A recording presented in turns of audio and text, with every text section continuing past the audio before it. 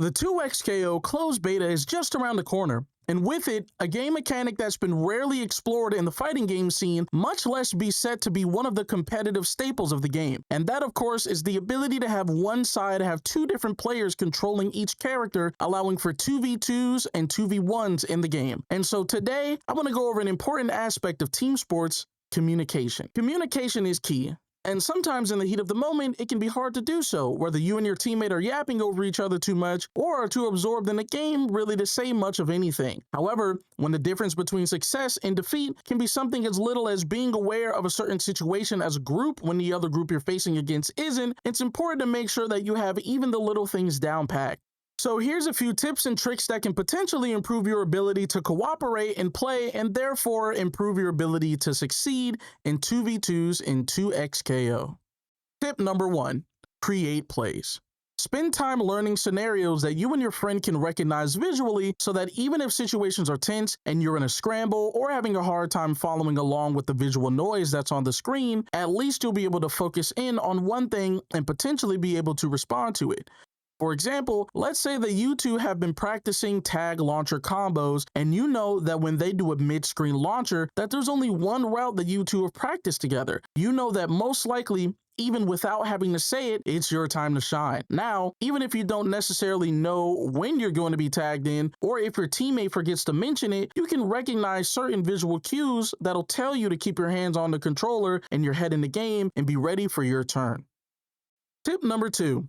Decide on matchups beforehand. Whether it be personal or character-based, everybody does better or worse against certain characters.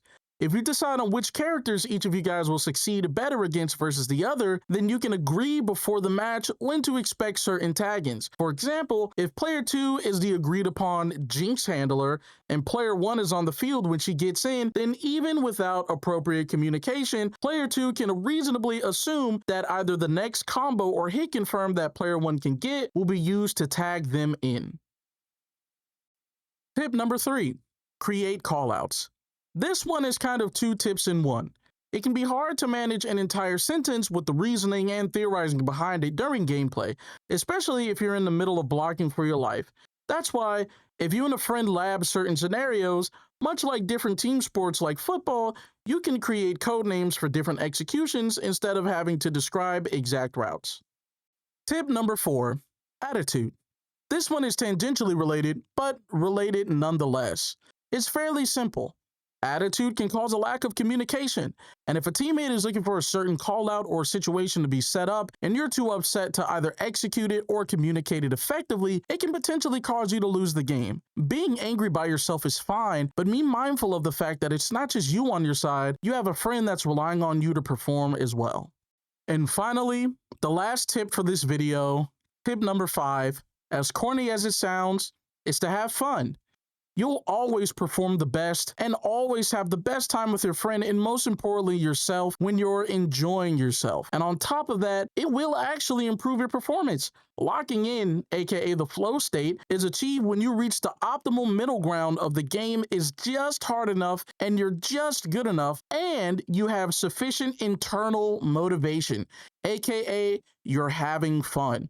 No matter how good you are, you can't lock in if you're too angry, and there's no spite to motivate, just blind anger. And even then, on the spite as a motivator note, if your teammate isn't feeling the same way, you'll only end up making them uncomfortable, thus rendering them unable to lock in, making your overall performance as a team that much lower. That's going to be it for this video, guys.